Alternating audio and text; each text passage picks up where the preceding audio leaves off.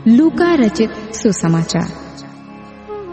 लूका रचित सुसमाचार यीशु को इज़राइल के प्रतिज्ञात उद्धारकर्ता और संपूर्ण मानव जाति के उद्धारकर्ता दोनों ही के रूपों में प्रस्तुत करता है।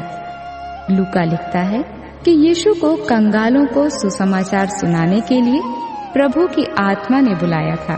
इसी कारण ये सुसमाचार विभिन्न प्रकार की समस्याओं में पड़े लोगों की चिंता से भरा पड़ा है।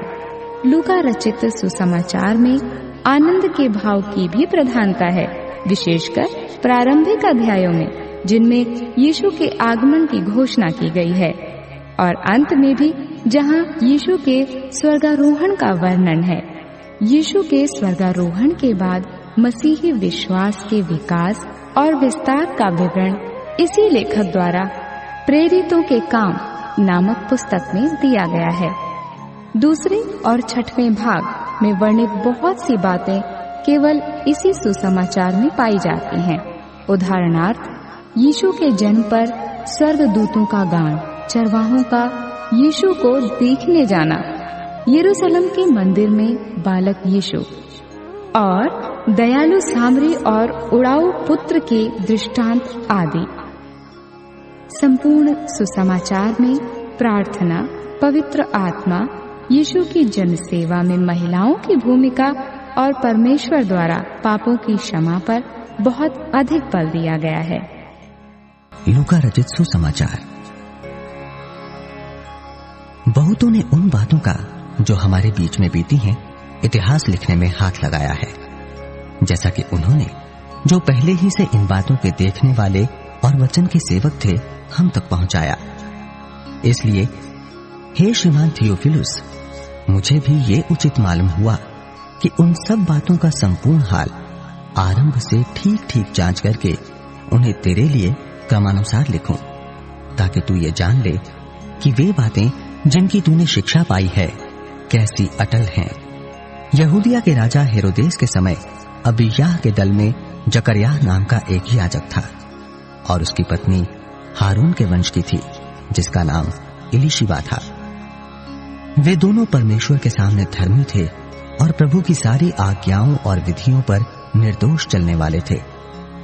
उनके कोई भी संतान न थी, क्योंकि इलीशिबा बांझ थी और वे दोनों बूढ़े थे। जब वो अपने दल की पारी पर परमेश्वर के सामने याजक का काम करता था, तो याजकों की रीति के अनुसार उसके नाम पर चिट्ठी निकली कि प्रभु के मंदिर में जाकर धूप जलाए। धूप जलाने के समय लोगों की सारी मंडली बाहर प्रार्थना कर रही थी। उस समय प्रभु का एक स्वर्गदूत धूप की वेदी की दाहिनी ओर खड़ा हुआ उसको दिखाई दिया। जकर्याह देखकर घबराया और उस पर बड़ा भय छा गया।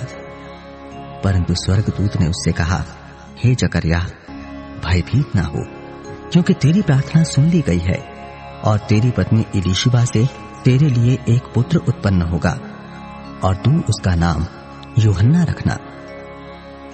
तुझे आनंद और हर्ष होगा, और बहुत लोग उसके जन्म के कारण आनंदित होंगे, क्योंकि वो प्रभु के सामने महान होगा और दाखरस और मदिरा कभी ना पिएगा, और अपनी माता के गर्भ ही से पवित्र आत्मा से परिपूर्ण हो जाएगा, और इस्राएलियों में से बहुतेरों को उनके प्रभु परमेश्वर की ओर फेरेगा।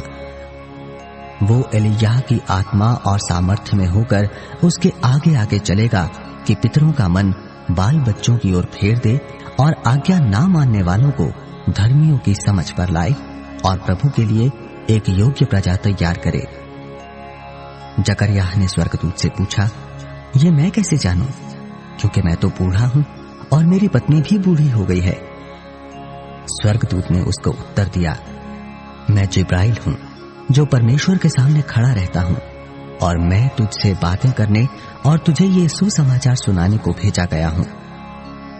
देख, जिस दिन तक ये बातें पूरी ना हो लें, उस दिन तक तू मौन रहेगा और बोल ना सकेगा, इसलिए कि तूने मेरी बातों की जो अपने समय पर पूरी होंगी प्रतीति न की।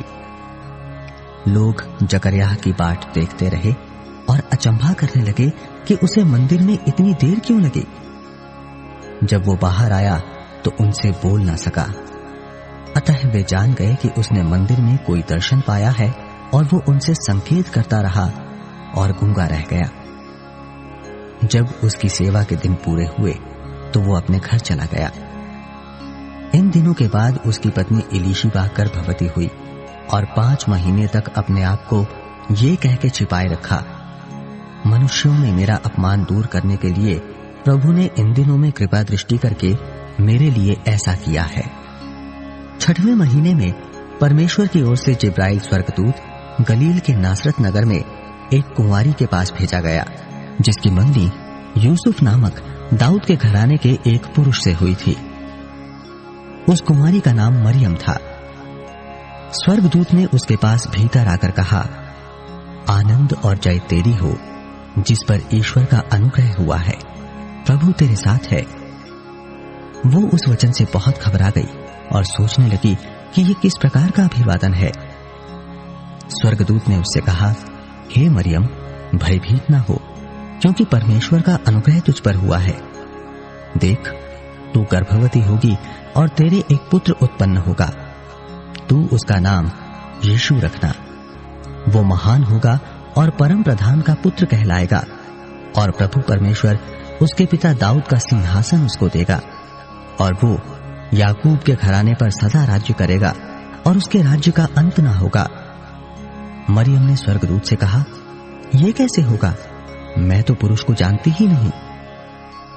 स्वर्गदूत ने उसको उत्तर दिया, पवित्र आत्मा तुझ पर उतरेगा और परम प्रधान की सामर्थ्य तुझ पर छाया करेगी। इसलिए वो पवित्र जो उत्पन्न होने वाला है परमेश्वर का पुत्र कहलाएगा। और देख, तेरी कुटुंबिनी इलीशिबा के भी बुढ़ापे में पुत्र होने वाला है।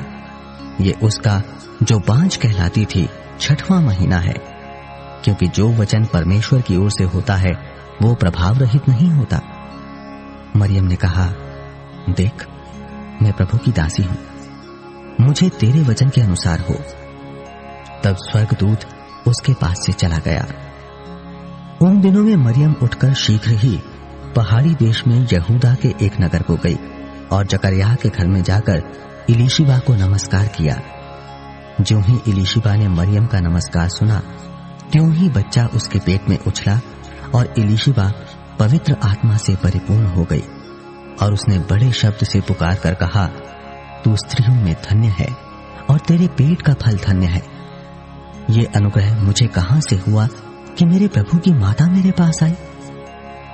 देख, ज्यों ही तेरे नमस्कार का शब्द मेरे कानों में पड़ा, त्यों ही बच्चा मेरे पेट में आनंद से उछल पड़ा।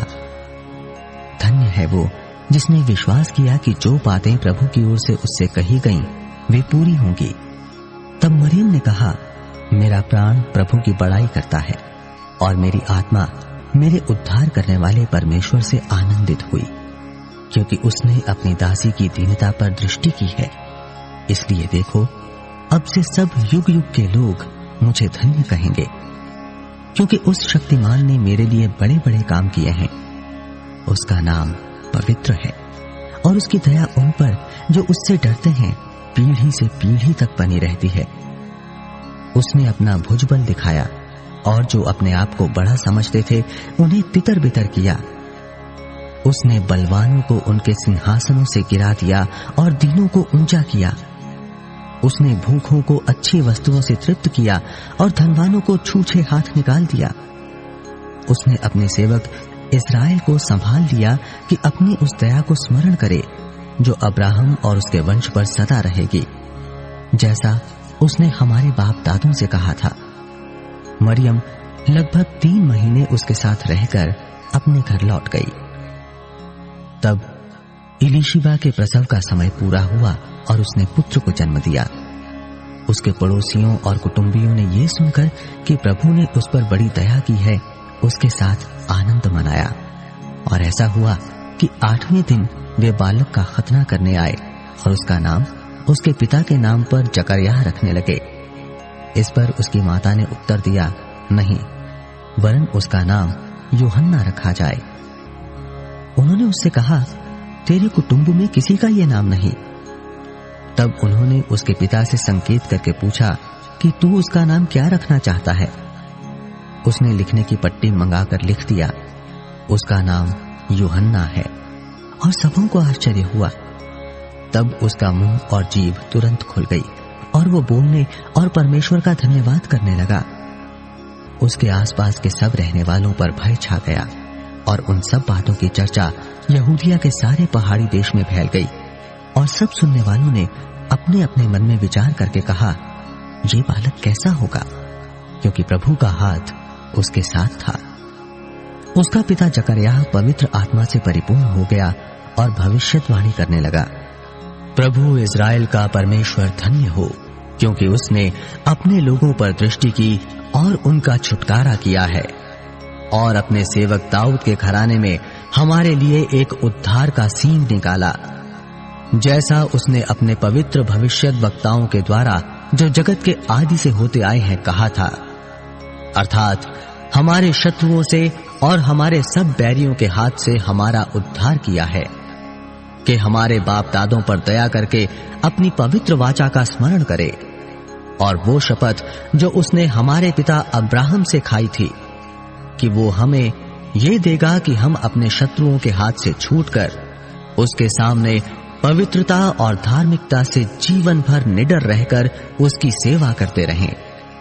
और तू हे बालक परम प्रधान का भविष्यद्वक्ता कहलाएगा, क्योंकि तू प्रभु का मार्ग तैयार करने के लिए उसके आगे आगे चलेगा, कि उसके लोगों को उद्धार का ज्ञान दे जो उनके पापों की क्षमा से प्राप्त होता है। ये हमारे परमेश्वर की उसी बड़ी करुणा से होगा जिसके कारण ऊपर से हम पर भोर का प्रकाश उदय होगा, कि अंधकार और मृत्यु की छाया में बैठने वालों को ज्योति दे और हमारे पांवों को कुशल के मार्ग में सीधा चलाए। और वो बालक बढ़ता और आत्मा में बलवंत होता गया और इज़राइल पर प्रकट होने के दिन तक जंगलों में रहा। उन दिनों में औगुस्तुस कैसर की ओर से आज्ञा निकली कि सारे जगत के लोगों के नाम लिखे जाएं। ये पहली नाम लिखाई उस समय हुई जब क्विरिनियुस सीरिया का हाकिम था। सब लोग नाम लिखवाने के लिए अपने अपने नगर को गए। अतः यूसुफ भी इसलिए कि वो दाऊद के घराने और वंश का था, गलील के नासरत नगर से यहूदिया में दाऊद के नगर बैतलहम को गया कि अपनी मंगेतर मरियम के साथ जो गर्भवती थी नाम लिखवाए। उनके वहां रहते हुए उसके जनने के दिन पूरे हुए और वो अपना पहिलौठा पुत्र जनी और उसे कपड़े में लपेटकर चरनी में रखा, क्योंकि उनके लिए सराय में जगह न थी। और उस देश में कितने गडेरिये थे जो रात को मैदान में रहकर अपने झुंड का पहरा देते थे। और प्रभु का एक दूत उनके पास आ खड़ा हुआ और प्रभु का तेज उनके चारों ओर चमका और वे बहुत डर गए। तब स्वर्गदूत ने उनसे कहा, मत डरो, क्योंकि देखो मैं तुम्हें बड़े आनंद का सुसमाचार सुनाता हूं जो सब लोगों के लिए होगा, कि आज दाऊद के नगर में तुम्हारे लिए एक उद्धारकर्ता जन्मा है और यही मसीह प्रभु है। और इसका तुम्हारे लिए ये पता है कि तुम एक बालक को कपड़े में लिपटा हुआ और चरनी में पड़ा पाओगे। तब एकाएक उस स्वर्गदूत के साथ स्वर्गदूतों का दल परमेश्वर की स्तुति करते हुए और ये कहते दिखाई दिया, आकाश में परमेश्वर की महिमा और पृथ्वी पर उन मनुष्यों में जिनसे वो प्रसन्न है शांति हो। जब स्वर्गदूत उनके पास से स्वर्ग को चले गए तो गडेरियों ने आपस में कहा, आओ हम बैतलहम जाकर ये बात जो हुई है और जिसे प्रभु ने हमें बताया है देखें। और उन्होंने तुरंत जाकर मरियम और यूसुफ को और चरनी में उस बालक को पड़ा देखा। इन्हें देखकर उन्होंने वो बात जो इस बालक के विषय में उनसे कही गई थी प्रकट की। और सब सुनने वालों ने उन बातों से जो गडेरियों ने उनसे कही आश्चर्य किया, परंतु मरियम ये सब बातें अपने मन में रखकर सोचती रही। और गडेरिये जैसा उनसे कहा गया था वैसा ही सब सुनकर और देखकर परमेश्वर की महिमा और स्तुति करते हुए लौट गए। जब 8 दिन पूरे हुए और उसके खतने का समय आया तो उसका नाम यीशु रखा गया, जो स्वर्गदूत ने उसके पेट में आने से पहले कहा था। जब मूसा की व्यवस्था के अनुसार उनके शुद्ध होने के दिन पूरे हुए तो वे उसे यरूशलेम में ले गए कि प्रभु के सामने लाएं। जैसा कि प्रभु की व्यवस्था में लिखा है, हर एक पहिलौठा प्रभु के लिए पवित्र ठहरेगा। और प्रभु की व्यवस्था के वचन के अनुसार पंडुकों का एक जोड़ा या कबूतर के 2 बच्चे लाकर बलिदान करें। यरूशलेम में शमौन नामक एक मनुष्य था, और वो मनुष्य धर्मी और भक्त था और इस्राएल की शांति की बाट जोह रहा था, और पवित्र आत्मा उस पर था। और पवित्र आत्मा द्वारा उस पर प्रकट हुआ था कि जब तक वो प्रभु के मसीह को देख ना लेगा, तब तक मृत्यु को ना देखेगा। वो आत्मा के सिखाने से मंदिर में आया, और जब माता पिता उस बालक यीशु को भीतर लाए कि उसके लिए व्यवस्था की रीति के अनुसार करें, तो उसने उसे अपनी गोद में लिया और परमेश्वर का धन्यवाद करके कहा, हे स्वामी, अब तू अपने दास को अपने वचन के अनुसार शांति से विदा करता है, क्योंकि मेरी आंखों ने तेरे उद्धार को देख लिया है, जिसे तूने सब देशों के लोगों के सामने तैयार किया है, कि वो अन्य जातियों को प्रकाश देने के लिए ज्योति और तेरे निज लोग इज़राइल की महिमा हो। उसका पिता और उसकी माता इन बातों से जो उसके विषय में कही जाती थीं आश्चर्य करते थे। तब शमौन ने उनको आशीष देकर उसकी माता मरियम से कहा, देख, वो तो इज़राइल में बहुतों के गिरने और उठने के लिए और एक ऐसा चिन्ह होने के लिए ठहराया गया है जिसके विरोध में बातें की जाएंगी, वरन तेरा प्राण भी तलवार से वार पार छिद जाएगा। इससे बहुत हृदयों के विचार प्रकट होंगे। अशेर के गोत्र में से हन्नाह नामक फनुएल की बेटी एक भविष्यद्वक्तिन थी। वो बहुत बूढ़ी थी और विवाह होने के बाद 7 वर्ष अपने पति के साथ रह पाई थी। वो 84 वर्ष से विधवा थी और मंदिर को नहीं छोड़ती थी, पर उपवास और प्रार्थना कर करके रात दिन उपासना किया करती थी। और वो उस घड़ी वहां आकर प्रभु का धन्यवाद करने लगी और उन सबों से जो यरूशलेम के छुटकारे की बाट जोहते थे उस बालक के विषय में बातें करने लगी। जब वे प्रभु की व्यवस्था के अनुसार सब कुछ पूरा कर चुके, तो गलील में अपने नगर नासरत को फिर चले गए। और बालक बढ़ता और बलवंत होता और बुद्धि से परिपूर्ण होता गया, और परमेश्वर का अनुग्रह उस पर था। उसके माता पिता प्रतिवर्ष फसह के पर्व में यरूशलेम जाया करते थे। जब यीशु 12 वर्ष का हुआ, तो वे पर्व की रीति के अनुसार यरूशलेम को गए। जब वे उन दिनों को पूरा करके लौटने लगे, तो बालक यीशु यरूशलेम में रह गया, और ये उसके माता पिता नहीं जानते थे। वे ये समझकर कि वो अन्य यात्रियों के साथ होगा, एक दिन का पड़ाव निकल गए और उसे अपने कुटुंबियों और जान पहचान वालों में ढूंढने लगे। पर जब नहीं मिला, तो ढूंढते ढूंढते यरूशलेम को फिर लौट गए। और 3 दिन के बाद उन्होंने उसे मंदिर में उपदेशकों के बीच में बैठे उनकी सुनते और उनसे प्रश्न करते हुए पाया। जितने उसकी सुन रहे थे, वे सब उसकी समझ और उसके उत्तरों से चकित थे। तब वे उसे देखकर चकित हुए, और उसकी माता ने उससे कहा, हे पुत्र, तूने हमसे क्यों ऐसा व्यवहार किया? देख, तेरा पिता और मैं कुड़ते हुए तुझे ढूंढते थे। उसने उनसे कहा, तुम मुझे क्यों ढूंढते थे? क्या नहीं जानते थे कि मुझे अपने पिता के भवन में होना आवश्यक है? परंतु जो बात उसने उनसे कही, उन्होंने उसे नहीं समझा। तब वो उनके साथ गया और नासरत में आया और उनके वश में रहा। और उसकी माता ने ये सब बातें अपने मन में रखीं। और यीशु बुद्धि और डील डौल में और परमेश्वर और मनुष्यों के अनुग्रह में बढ़ता गया। तिबिरियुस कैसर के राज्य के 15वें वर्ष में, जब पुन्तियुस पिलातुस यहूदिया का हाकिम था, और गलील में हेरोदेस, इतुरैया और त्रखोनीतिस में उसका भाई फिलिप्पुस, और अबिलेने में लिसानियास चौथाई के राजा थे, और जब हन्ना और कैफा महायाजक थे, उस समय परमेश्वर का वचन जंगल में जकरयाह के पुत्र यूहन्ना के पास पहुंचा। वो यर्दन के आसपास के सारे प्रदेश में जाकर पापों की क्षमा के लिए मन फिराव के बपतिस्मा का प्रचार करने लगा, जैसे यशायाह भविष्यद्वक्ता के कहे हुए वचनों की पुस्तक में लिखा है, जंगल में एक पुकारने वाले का शब्द हो रहा है कि प्रभु का मार्ग तैयार करो उसकी सड़कें सीधी बनाओ। हर एक घाटी भर दी जाएगी और हर एक पहाड़ और टीला नीचा किया जाएगा, और जो टेढ़ा है सीधा और जो ऊंचा नीचा है वो चौरस मार्ग बनेगा, और हर प्राणी परमेश्वर के उद्धार को देखेगा।